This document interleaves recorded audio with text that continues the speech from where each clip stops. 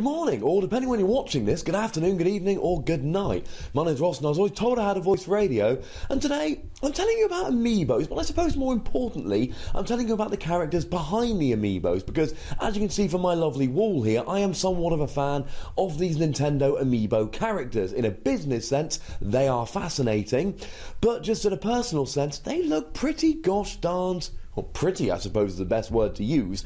So it occurs to me that a lot of people, they see these Amiibos coming out, they see them on the shelves, but not everyone has a real rich knowledge of Nintendo history. So what I thought I would start doing is when these new ranges of Amiibos are released, I'd give you a quick rundown of the characters, their history, what you need to know about them.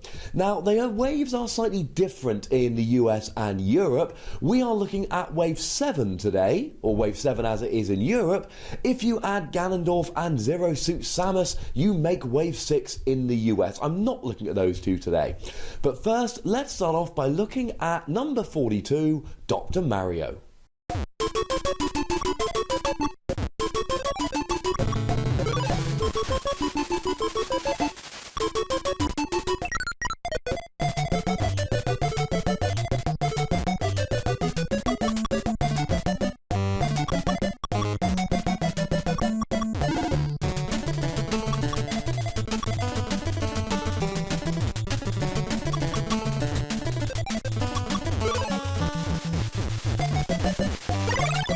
So let's start off with number 42, Dr. Mario. The character that looks nice and familiar, but has actually not done very much. He hasn't come around all that often. Now, he started off in a puzzle game, which did appear in the arcades, but most people will know from either the Nintendo Entertainment System or the Game Boy, which was imaginatively titled Dr. Mario.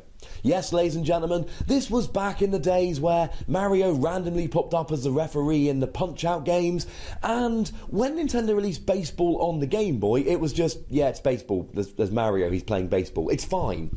You didn't have to have the hoo-ha for the sports games we had nowadays, so it made sense that, oh, we've made a generic puzzle game, I know, let's stick Mario in there. Although one could argue that Nintendo are still doing that just a little bit.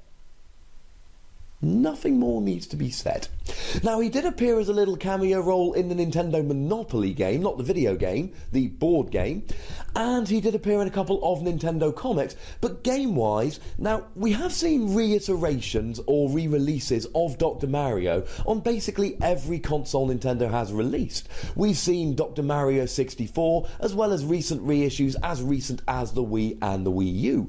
But in terms of new video game appearances, I'm afraid we don't have anything up until Super Smash Bros. Now, we did see him on the GameCube Super Smash Bros, and as these characters tend to do, once they appear, they don't run away.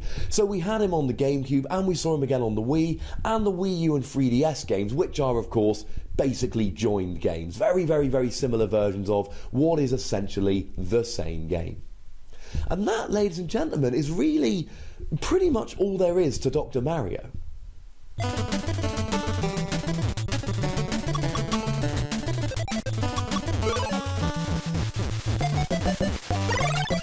And next up, we have number 43, Bowser Jr. Not to be confused with Baby Bowser, who was an antagonist in the first couple of Yoshi's games back in the day. This is Bowser Jr. Now, Baby Bowser is exactly like he says on the tin, the baby version of Bowser. Bowser Jr. is again exactly as he says on the tin. He is Bowser's son, who wants nothing more than to do the bidding of his father. Now, if we have a quick look at them side by side, you'll notice that, oh my goodness, do they look just a little bit similar. Now, Bowser Jr. nowadays, we know him for the new Super Mario Bros. Titles. He pops up as an antagonist there, but he actually first appeared as Shadow Mario in Super Mario Sunshine on the Nintendo GameCube. Shadow Mario turned out to in fact be Bowser Jr., and he's appeared in a whole bunch of games otherwise. But unlike Dr. Mario, Bowser Jr., he just keeps reappearing. He's appeared in all kinds of sports games, from Mario Tennis to Mario Hoops 3-on-3. He's appeared in Mario Party games. He's appeared in Mario and Sonic at the Olympics games. pretty much any of these sports games. He's appeared in a whole bunch of Mario Kart games, and then a whole bunch of random games. He's been in games like Super Mario Galaxy or the weird Monopoly-like Fortune Street. He really has been getting around everywhere. He's one of those Nintendo characters like, I suppose, Wario and Waluigi and Peach to a certain extent, who tends to fill out the roster on these Nintendo games where we need someone to fill a spot. Oh, Bowser Jr., he'll do. He also fits nicely with characters like Baby Mario and Baby Luigi in games like Mario Kart, where, oh my goodness, we need some light racers who are quite nippy but can take not much of a beating before they fall off the track. I know, Bowser Jr. As I said, more recently, he tends to be kind of the primary antagonist in the new Super Mario Bros. Games, and here's a little clip of him killing Mario.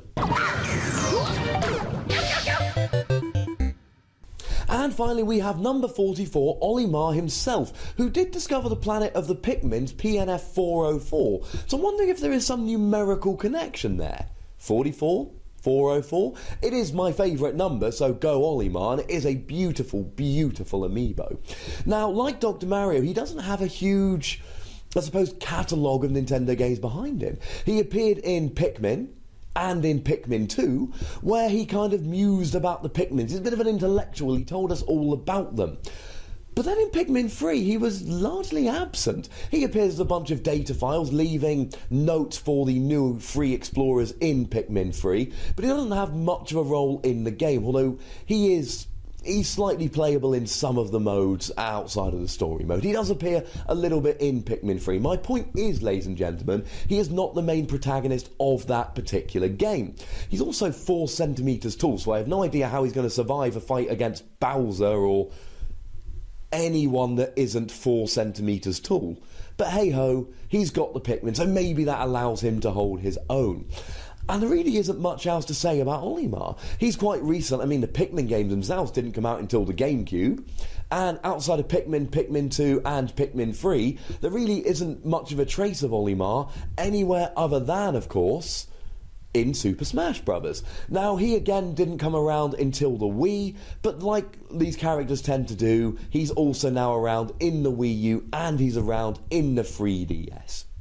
And that, ladies and gentlemen, really is about all you need to know about these characters from the Super Smash Bros. Amiibo collection, Wave 7, or the latter half of Wave 6 if you're in the US.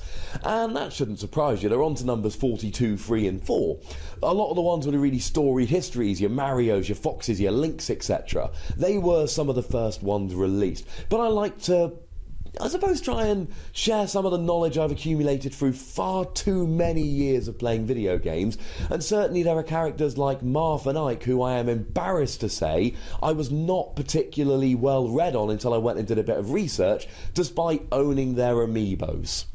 Yeah, I have a problem, ladies and gentlemen, and I'm not ashamed, and I don't know if that's a good thing or a bad thing. Let me know your thoughts about these 3 lovely characters in the comments below, and of course, let me know which characters from Super Smash Bros. That they haven't released as amiibos yet that you are most looking forward to being released. There are a few they haven't done, not many, but things like Mr. Game & Watch and Mewtwo have yet to see a release, so let me know which amiibos you are personally looking forward to.